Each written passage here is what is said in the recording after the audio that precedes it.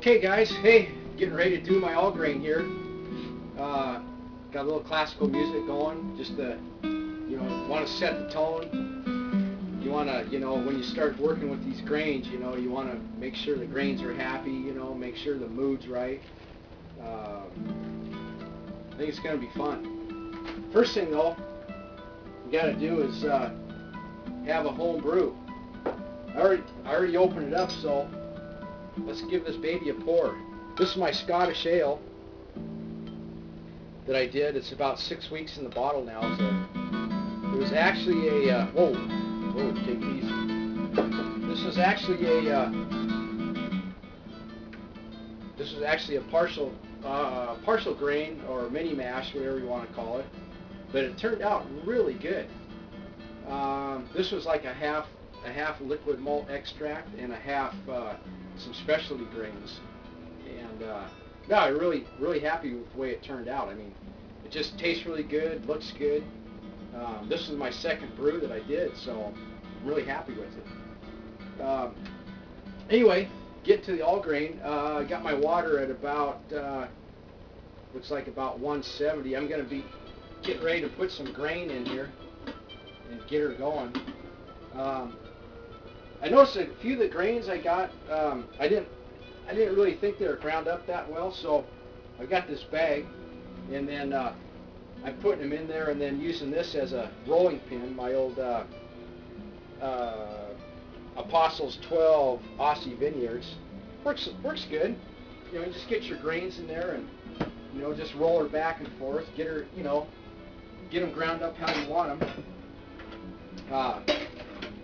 So what I'm gonna do, my basic plan is I'm not gonna take 20 different videos to do this all grain. I'm not gonna torture you guys like that. It's gonna be probably in about maybe two or three videos. 20 videos to do an all grain, that's just too much. That's crazy. But anyway, I'm gonna get my grains together, get them going, mash them in. My goal is to go with shoot for 158 degrees. If it goes a little bit below, I don't really want to go over that, but if it does, no big deal.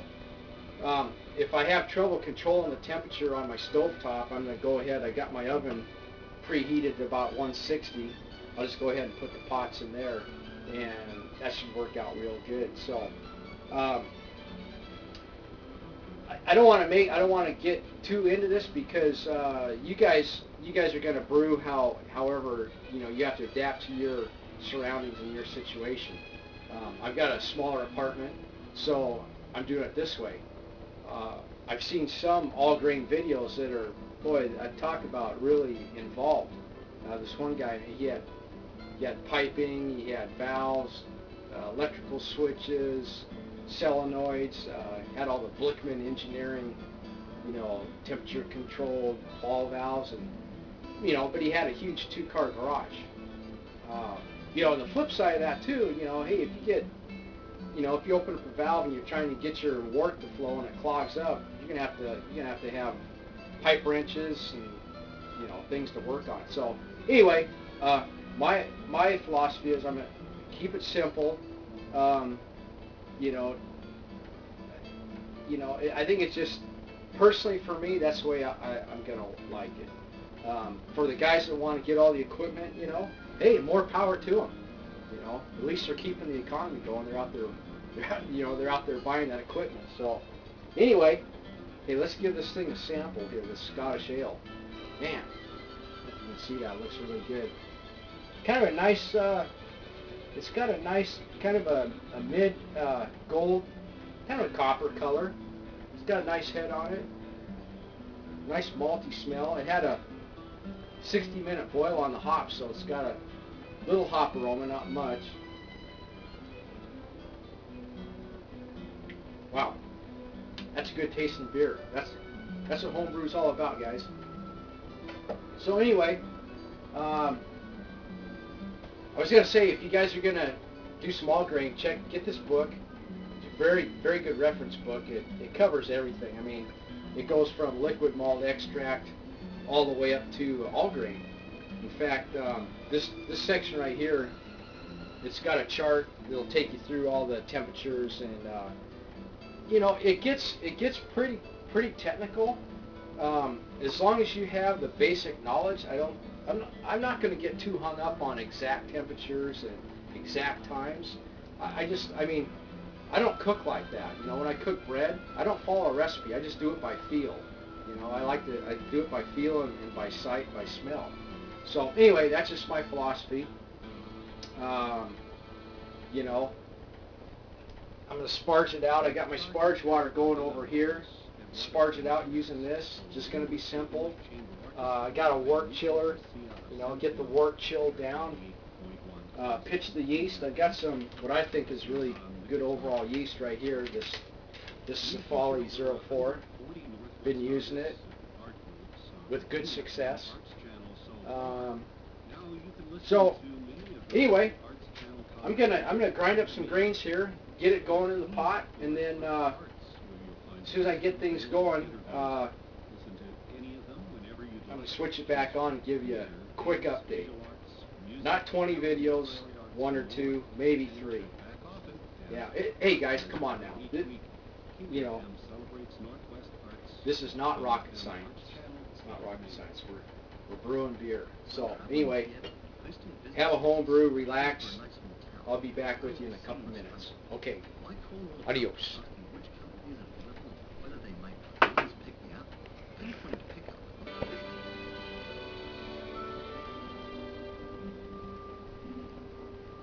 Okay, guys, I got most of the grains in there.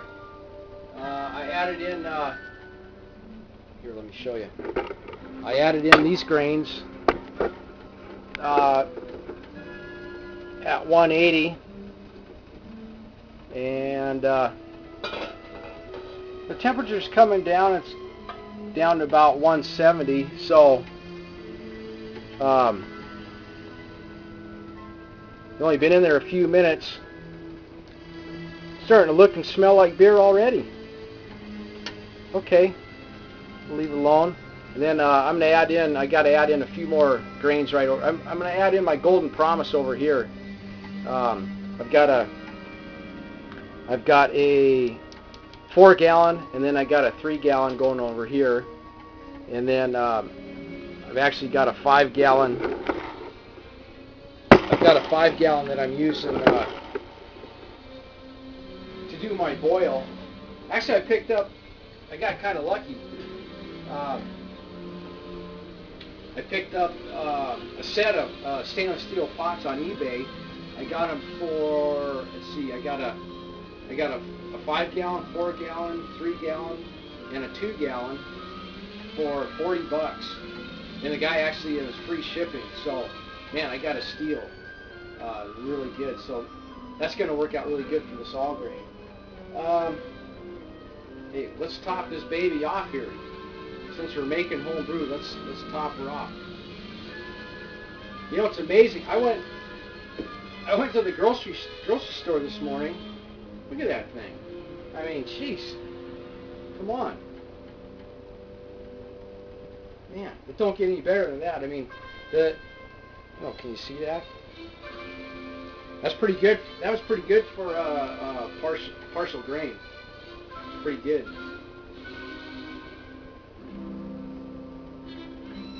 Yeah. It's funny.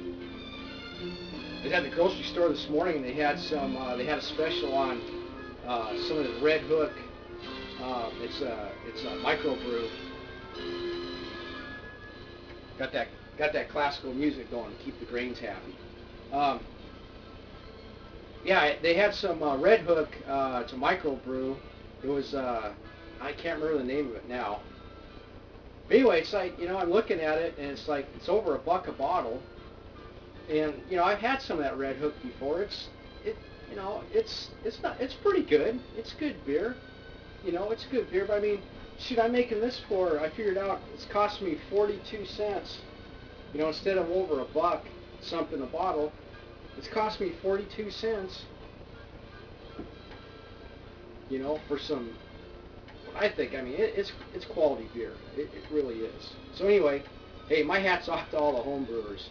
Craig, you know, you got me going on this, so I'm really appreciative. Here's to you, Craig. Okay, back to the brewing. I got things going. Things are rolling. I got to crank up the classical music and get everything happy. So, adios.